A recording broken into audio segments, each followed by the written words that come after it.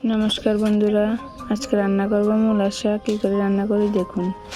এদিকে মূলার শাক নিয়ে নিয়েছি।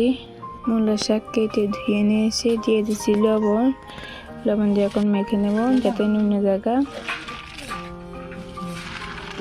এদিকে মূলার শাক নুনে গেছে, দিয়ে রসুন করে ছুলে নিয়েছি, থেতো করে নেব। মুসুর ডাল কুদুরা সিদ্ধ করে নিয়েছি, হালকা করে সিদ্ধ করে নিয়েছি। দিয়ে আগুন ধরে কড়াই বসাই দিয়েছি, দিয়ে দিয়েছি সর্ষের তেল। থেতো রাখা রসুনটি দিয়ে দিব। তেল গরম হয়ে থাকা দিয়ে দিয়েছি রসুনটা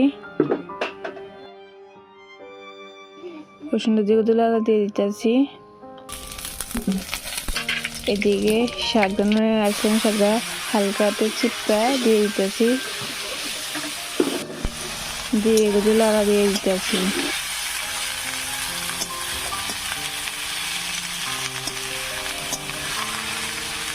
দিয়ে দেবো স্বাদ মতো লবণ, দিয়ে দেবো কাঁচা লঙ্কা,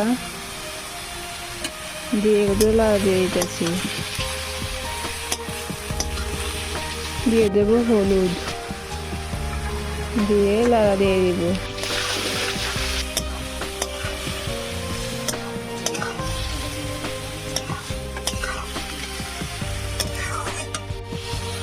দিয়ে দেবো সিদ্ধ করা মুসুরির ডাল, দিয়ে লাগা দিয়ে দিব।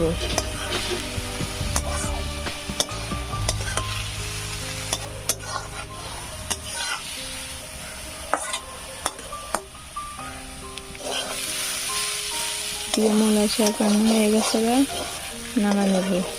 এই মূলার শাক রান্না কেমন হয়েছে অবশ্যই কমেন্ট করে জানাবেন। ভালো লেগে থাকলে লাইক, শেয়ার, সাবস্ক্রাইব করে পাশে থাকবেন।